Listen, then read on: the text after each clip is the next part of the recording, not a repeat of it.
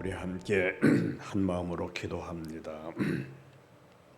먼저는 국가의 안보를 위해서 기도하시고, 두 번째는 우리 국가의 지도자들이 바로 서야 합니다.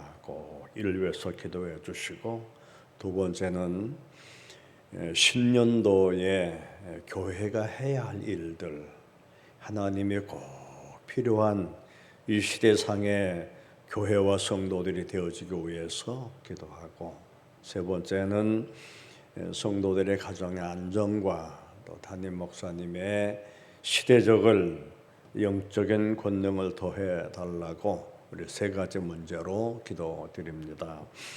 전능하신 은혜의 하나님 아버지, 오늘도 하나님의 은혜로 우리의 삶을 구별하여 주시고, 이렇게 성전에 올라 하나님 앞에 예배 드리도록 우리에게 이 신령한 은혜의 복을 주신 하나님께 감사드립니다. 하나님의 거룩한 섭리의 역사를 은혜로 잘 이루어 나가도록 우리에게 지혜를 주시고 또한 능으로 함께해 주시기를 간구합니다. 하나님 아버지, 한국의 안보를 지켜주시고 특별히 나라의 지도자들, 하나님 아버지, 진정으로 간구하오니 국가에 필요한 지도자들로서 국가와 민족을 위하여 일하는 지도자들 되어지도록 하나님의 손길이 항상 함께해 주시기를 기도합니다. 나아가서 신년도에 중앙교회가 해야 할 일들을 바로 할 수 있도록 하나님의 지혜를 주시되, 담임 목사님과 아울러 당회원들에게 은혜를 주셔서 하나님 아버지, 이 시대상에 하나님이 꼭 필요한 그런 교회와 성도들이 되어지도록 하나님의 축복이 함께해 주시기를 구합니다. 나아가서 담임 목사님의 영권 있는 목회와 나아가 성도들의 삶과 가정과 일터가 안전하도록 하나님이 도우시기를 기도합니다. 하나님의 선하신 은혜가 늘 성도들 기도 속에 함께해 주심을 원하옵고 예수님의 이름으로 기도드리옵나이다. 아멘. 우리 하나님 말씀을 같이 봅니다. 빌립보서 4장을 봅니다. 빌립보서 4장 322페이지, 우리 다 같이 읽도록 합니다. 4장 4절 한 절만 읽습니다. 4절 시작. 주 안에서 항상 기뻐하라. 내가 다시 말하노니 기뻐하라. 아멘. 오늘 본문에 의해서 말씀의 제목을 너 무엇하느냐, 이런 제목으로 말씀을 보도록 합니다. 오래전에 저희 할아버지가 저녁 때 밥상에 둘러앉은 자리에서 모습에게 말하기를, 내일 너는 일찍 일어나서 면거리 좀 다녀와라, 이렇게 부탁을 했답니다. 그 밤을 자고 이튿날 일어나 모সম에게 심부름을 시키려고 모সম을 찾으니 없어요. 할아버지가 얼마나 속이 상하고 화가 났겠어요. 지금 시대 같으면 전화도 하고 교통 시대가 얼마나 좋은 시대입니까? 그러나 그때는 그런 시대가 아니기 때문에 큰 속이 상한 가운데 하루가 그냥 지나가는 거죠. 해가 저물어서 어둠이 이렇게 깔리는 그런 시간에 이제 모습이 나타난 겁니다. 할아버지가 하도 속상해서 어디 갔었냐고 이렇게 모সম에게 물었더니 이 모습이 하는 말, 면거리 갔다가 왔습니다. 그러더래요. 얼마나 어이없는 일입니까? 만약에 심부름을 하면 주인이 무엇을 가져오라든지 아니면 갖다 주라든지 아무 지시도 받지도 않고 그냥 갔다 왔다는 것, 참 어리석은 일입니다. 형식적으로 보면은 분명히 순종했습니다. 그러나 내용으로 볼 때는 아무것도 없습니다. 오히려 시간과 정력의 낭비만 가져온 겁니다. 우리는 하나님 앞에 부름받은 성도들입니다. 하나님 말씀하시기를 계시록 1장 10절에 보면은 너희는 죽도록 충성하라. 그리하면 생명의 면류관을 너희에게 주리라고 말씀하셨습니다.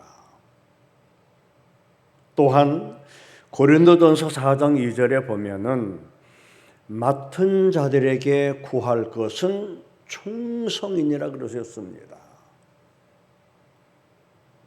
지금 할아버지와 모সম과의 현상은 오늘 이 시대를 사는 사람들에게도 마찬가지가 아니겠느냐라는 생각도 듭니다. 지금 현대 사는 사람들의 삶을 한번 생각해 보십시오. 형식적으로는 갖출 만큼 잘 갖추고 삽니다. 의상도 유행 따라 잘 입고 또 이 내 몸을 꾸미는 것도 그렇고 시대상에 적합한 음식 먹는 것도 그렇고 잘 맞춰 나갑니다. 외형적으로는 그만하면 괜찮게 삽니다. 학문도 배울 만큼 배웠고 직장도 그런 대로 좋은 직장 담고 있고 가정도 잘 꾸리고 있습니다. 그러나 하나님과의 관계에서 알맹이가 없고 내용이 없다면 뭐냐 이거요. 우리는 내세가 분명히 더 중요합니다. 무엇 때문에 일을 해야 하는지 그 의미가 상실된 것이 아닌가라는 생각을 안 할 수가 없는 세상입니다. 이것이 오늘 성도들에게 현실이라는 말입니다. 시간은 계속 가는데 아까운 시간은 계속 달려가고 있는데 부름받은 사명자들은 제자리가 어떤 자리인지도 모르고 지금 헤매고 있는 상황입니다. 인생은 행복이 무엇이냐 하는 문제를 풀지도 못한 채 행복을 찾아 나선 마치 방랑객과 같다는 말입니다. 어떤 사람은 자식이면 좋을 것이라 생각해서 열심히 따라가다가 마지막에는 자식이 원수라는 그런 것을 깨닫고 돌아서는 사람도 있습니다. 제가 아는 어떤 사람은 참 길거리에서 버려진 사람들을 주워다가 돌보고 그들을 먹여 살리는 그런 일을 하는 분이에요. 시설도 조금 해요. 12명 정도 이렇게 두다가 이제 길러는 이런 분인데 한 번은 추운 겨울에 가다 보니 목에 웅크리고 있는 것 같은 거는 사람 같은데 그래서 혹시 내려서 몰라서 차에 내려서 이렇게 다쳐보니까 픽 쓰러지더래요. 보니까 사람이요. 근데 보니까 아직까지 숨이 안 떨어졌더래요. 그래서 이분을 데려다가 집에서 잘 그래도 돌보고 하니까 살아났어요, 이분이. 그래서 몇 달 동안 이분을 돌봤는데 결국 그러다가 그 집에서 돌아갔어요. 수소문 그때 찾아 나섰는데 결국 아들이란 분이 이제 아버지라는 것을 확인하고서 이제 데려간 거예요. 이분이 이제 궁금도 하고 또 여러 가지 이제 마지막 마무리이기 때문에 이분에게 장례식에 이제 가 있지 않습니까? 세상에 가서 깜짝 놀랐다는 겁니다. 이분이 다른 분도 아니고 세무소장이에요. 세무소장. 장례식에 들어가는데 그냥 조화가 길을 메우고 있더라는 겁니다. 그러면서 그 아들이 하는 말, 장례식이 끝난 다음에 꼭 찾아보겠다고 고맙다고 그렇게 하더니 몇 년이 됐는데도 안 나타나더래요.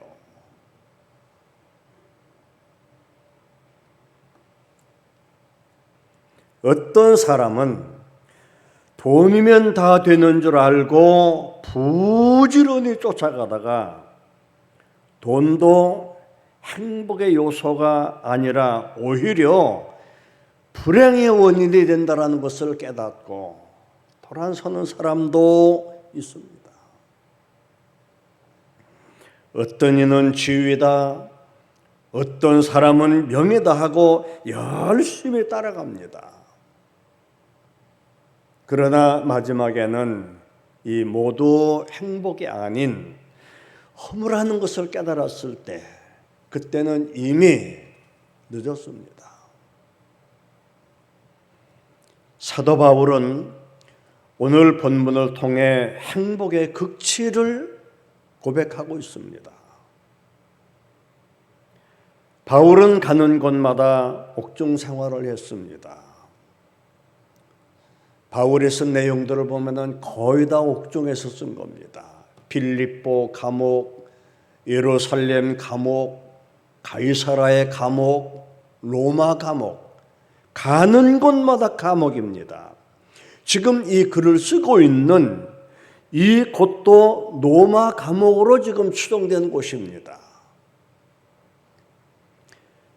감옥, 대단히 어렵고 고통스러운 생활하고 있는 그런 장소. 그는 억울하게 감옥에 갇혀 옥고를 치르고 있는 그런 상황입니다. 그러나 그는 감옥 밖에 있는 사람들에게 편지를 쓰기를 기뻐하라. 항상 기뻐하라. 아니, 내가 다시 말하노니 기뻐하라 하면서 감옥 안에 있는 부자유한 사람이 오히려 감옥 밖에 있는 사람들에게 거듭 기뻐하라고 말씀하고 있습니다. 그가 만약 부잣집 아들의 처지에서 이런 말을 했다면 믿을 만한 가치가 없습니다. 그러나 감옥에 갇혀 고생하는 어려운 생활 중에 기뻐하라 하였기 때문에 그 말에 의미가 있고 산 교훈이 되고 나아가 살아있는 말씀입니다. 바울이 말하는 이 기쁨, 이 행복은 물질적인 것이 아닙니다. 건강 문제도 아닙니다. 세속적인 성공도 아닙니다. 그는 가정도 없습니다. 여러 가지 여건으로 보아 불행한 사람입니다. 그럼에도 불구하고 그는 마음에 넘치는 기쁨으로 인해서 너희는 기뻐하라 그러셨어요. 그의 기쁨의 근거는 예수께서 나를 구속해 주셨다고 하는 구원론에 근거하고 있습니다. 오늘 이 자리에 계신 저와 여러분 모두에게 우리는 다른 것보다도 가장 마음속에서 샘물처럼 솟아나는 이 기쁨의 은총을 깨닫지 못하였다면은 우리는 사명을 부여받지 않고 면거리 다녀온 그 모습과 다를 바 아무것도 없습니다. 성경에 등장하는 하나님의 사람들을 보십시오. 모든 것이 좋고 행복하고 안전할 때가 아니라 행복과는 정반대로 어렵고 아프고 고통스럽고 괴롭고 더 나가서 억울할 때 하나님이 그때 도와주시는 겁니다. 성경의 어떤 인물들도 보십시오.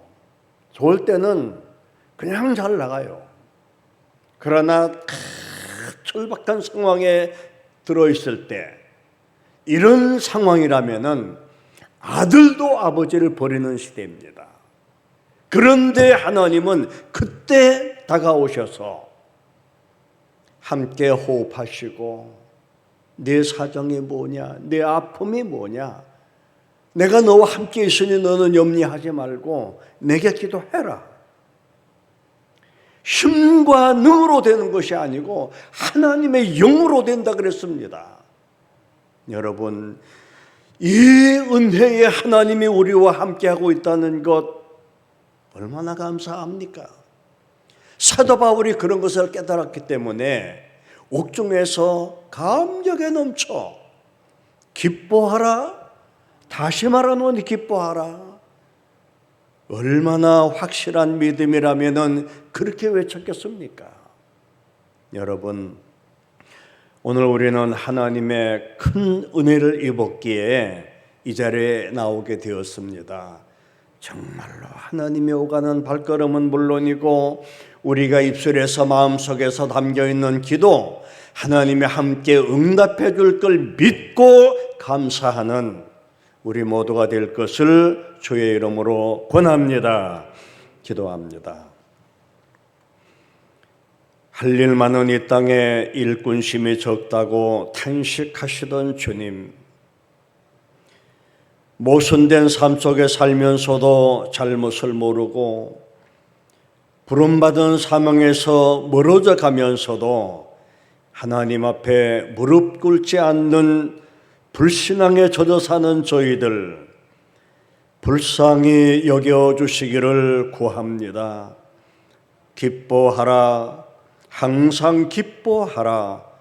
내가 다시 말하노니 기뻐하라 하신 말씀의 뜻을 깨닫는 은혜를 주시기를 구합니다. 오늘을 살아가는 저희들 어디서 와서 무엇 때문에 살며 어디로 가는지 삶의 가치를 알고 살아가는 우리가 되도록 성령이여 도와주옵소서. 우리 중앙교회 가족들 어떤 상황에서든지 바울이 깨달은 이 구원론의 사명을 깨닫고 하나님의 선한 섭리 가운데 살아가는 복 있는 성도들 되게 하여 주옵소서. 기도할 때 항상 하나님의 영이 함께해 주심을 원하옵고 예수님의 이름으로 기도드리옵나이다. 아멘. 하늘에 계신 우리 아버지여, 이름이 거룩히 여김을 받으시오며 나라에 임하옵시며 뜻이 하늘에서 이루어진 것 같이 땅에서도 이루어지이다. 오늘날 우리에게 일용할 양식을 주옵시고 우리가 우리에게 죄 지은 자를 사하여 준 것 같이 우리 죄를 사하여 주옵시고 우리를 시험에 들게 하지 마옵시고 다만 악에서 구하옵소서. 대개 나라와 권세와 영광이 아버지께 영원히 싸움나이다. 아멘.